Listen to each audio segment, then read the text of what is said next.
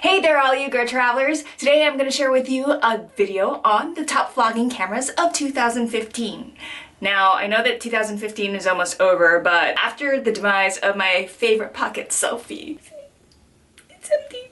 That threw me into demonic research of all the vlogging cameras out there. This list is what I've narrowed it down to.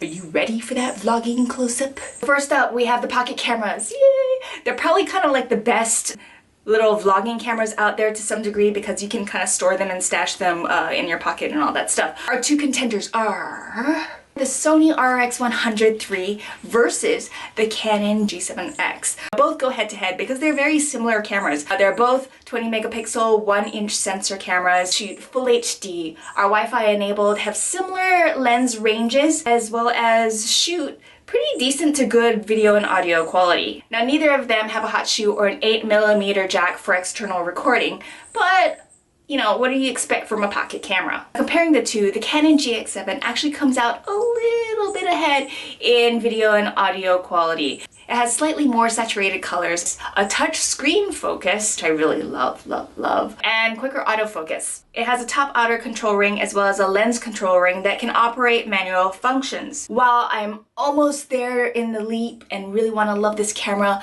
there are two drawbacks that I don't like, and that's that the manual focus ring makes an audible clicking noise. And it's been reviewed that the autofocus degrades over time, and that's not something I want to hear if I'm going to invest $600 in a pocket camera. The Sony RX100 III, however, has a manual focus wheel that changes aperture, shutter speed, and focus. The focus ring is smooth and quiet. The one caveat is that it has a pop-out viewfinder on it. When you're shooting in direct sunlight, it's really hard to see the monitor. So having a pop-out viewfinder and looking through the eyepiece is very helpful. Also, the 180-degree flip-out screen is flexible so that you can shoot over the head of crowds and you can just kind of like adjust the monitor. However, reviewers have pointed out that the autofocus on the Sony is a tad slower and it takes it a while to like find your subject. Now, the thing that isn't so great about that metal arm that holds the flip-out screen is that if it drops, then you can easily break that screen right off. It's not so great if you've invested $800 into it, which is the price point of this camera. It's an expensive little pocket camera. What I haven't said up front is that there's a new camera out there that raises the bar for pocket cameras. It's the Sony RX100 IV, and people are still reviewing it and testing it out. The body looks very similar to the RX100 III. However, this one has a 3-stop ND filter, as well as it shoots not only full HD but 4K.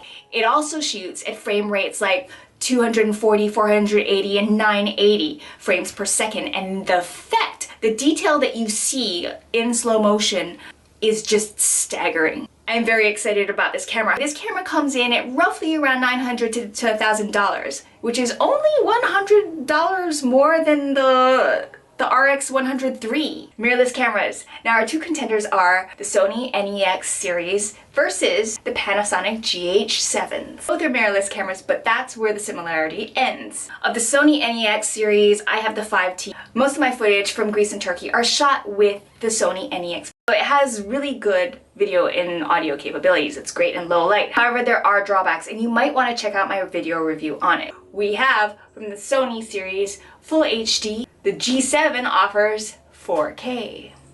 The G7 is touted to be the videographer's dream. It shoots 4K and 4K QFHD video, quick autofocus, zebras, and focus peaking. Now, you can buy the additional interface unit, and that has XLR ports so that you can plug in your boom or wireless mics and monitor the signal.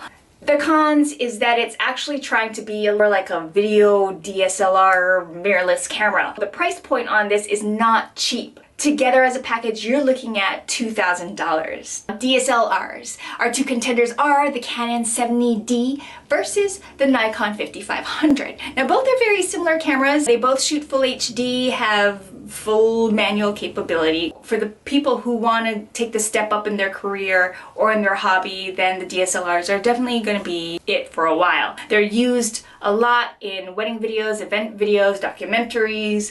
Me, I'm a Canon user. I already jumped up and bought the 70D. The Canon 70D is a 20 megapixel camera. It has a 180-degree swivel LCD screen, which is touch focus sensitive. That part I love. The downside is that the on-camera mic is crap. That goes for most of the DSLRs. You will almost always need an external recording device plugged into it. The Nikon 5500 actually has more megapixels than the Canon does. It has 24.2 megapixels. It's got a similar sensor as the Canon 70D, but performs better in low light situations. It also comes at a lower price point than the Canon does. If you're looking for something a little smaller bodied, a little lighter, and a little cheaper, then you might want to think about downsizing to the mini versions of them. For the 70D, the Canon has their Rebel T5i, and the Nikon has the 5300. So thank you for joining me again today. Your likes, comments, and shares will always be appreciated by me. Be sure to check out my description box below where I have a link shooting you out to my website where I've written this all out and added links to the cameras. So I'm hoping this video was helpful for you. If it was, you know the routine. Until then, travel safe, smart, and fun, and may the GRRR be with you.